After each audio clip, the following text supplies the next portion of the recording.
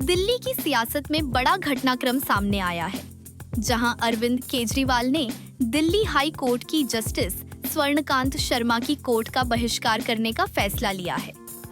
उन्होंने साफ कहा कि अब उन्हें इस कोर्ट से न्याय मिलने की उम्मीद नहीं रही और वे न खुद पेश होंगे न ही अपने वकील को भेजेंगे।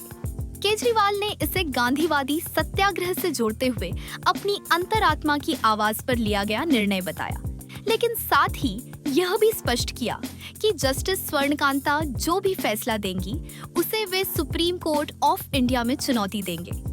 यह पूरा मामला चर्चित आबकारी केस से जुड़ा है, जिसने पहले ही राजनीतिक और कानूनी हलकों में हलचल मचा रखी है। नमस्कार। जिंदगी में कई बार ऐसे मौके आते हैं जब जीत या हार मायने नहीं रखते। उससे भी बड़ा हो जाता है सही और गलत का सवाल। क्या सही है और क्या गलत है?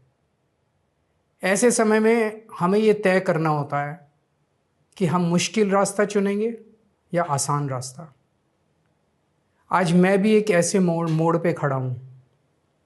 आप सब जानते हैं कि मुझे एक झूठे केस में फंसाया गया, मुझे जेल भेज दिया गया, एक चुनी हुई सरकार को गलत तरीके से गिरा दिया गया, हमें कई महीने जेल में रखा, पर आखिरकार सच की जीत हुई। 27 फरवरी को अदालत ने मुझे पूरी तरह निर्दोष घोषित कर दिया। कोर्ट ने कहा केजरीवाल निर्दोष है, केजरीवाल ने कोई भ्रष्टाचार नहीं किया। कोर्ट ने सीबीआई की जांच पे ही सवाल खड़े कर दिए और जांच अधिकारी के खिलाफ एक्शन लेने के आदेश दे दिए। लेकिन सच का रास्ता आसान नहीं होता। सीबीआई ने तुरंत इस फैसले को हाई कोर्ट में चुनौती दी और ये केस जस्टिस स्वर्णकांता शर्मा जी के सामने लगा। तब मेरे मन में एक बहुत बड़ा सवाल उठा, क्या इनके सामने मुझे न्याय मिलेगा? मेरे मन में ये प्रश्न क्यों आया? इसके कई कारण हैं, पर 2 कारण मुख्य हैं। पहला कारण ये कि आरएसएस की जिस विचारधारा वाली सरकार ने झूठे आरोप लगा के मुझे जेल डाला, जज साहिबा ने स्वयं माना है कि उस विचारधारा से जुड़े संगठन अखिल भारतीय अधिवक्ता परिषद के मंचों पे वे कई बार जाती रही हैं।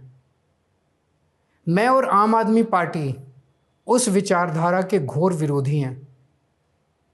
ऐसे में क्या उनके सामने मुझे न्याय मिल सकता है? दूसरा कारण कॉन्फ्लिक्ट ऑफ इंटरेस्ट।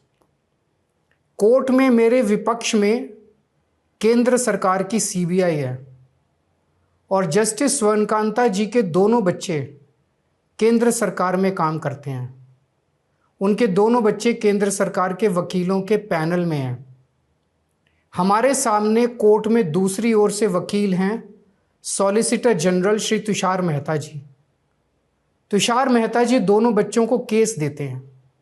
उन्हें कितने केस मिलेंगे, कौन से केस मिलेंगे, ये तुषार मेहता जी तय करते हैं।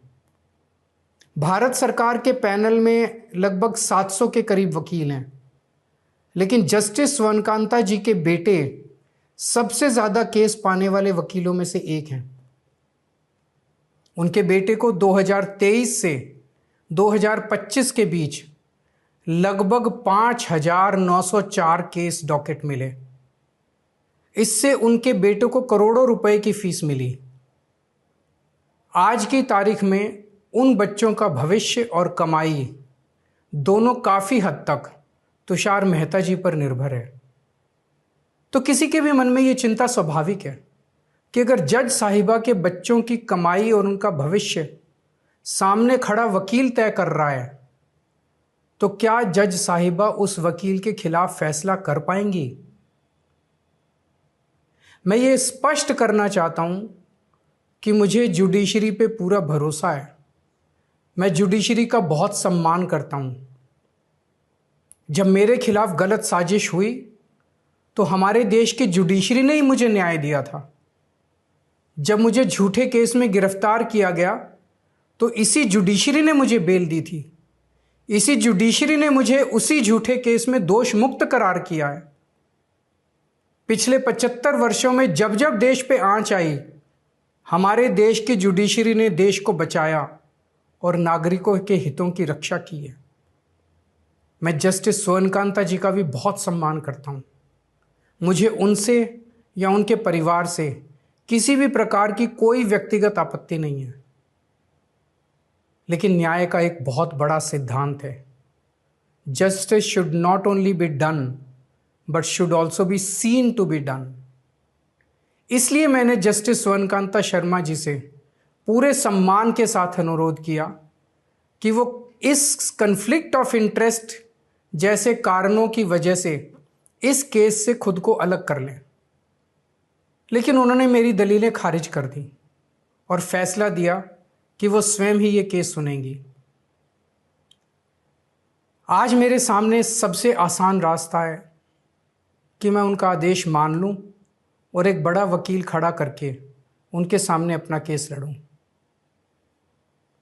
पर यह मुद्दा अब सिर्फ मेरे केस का नहीं है, बल्कि आम लोगों के न्याय प्रणाली पर भरोसे का है।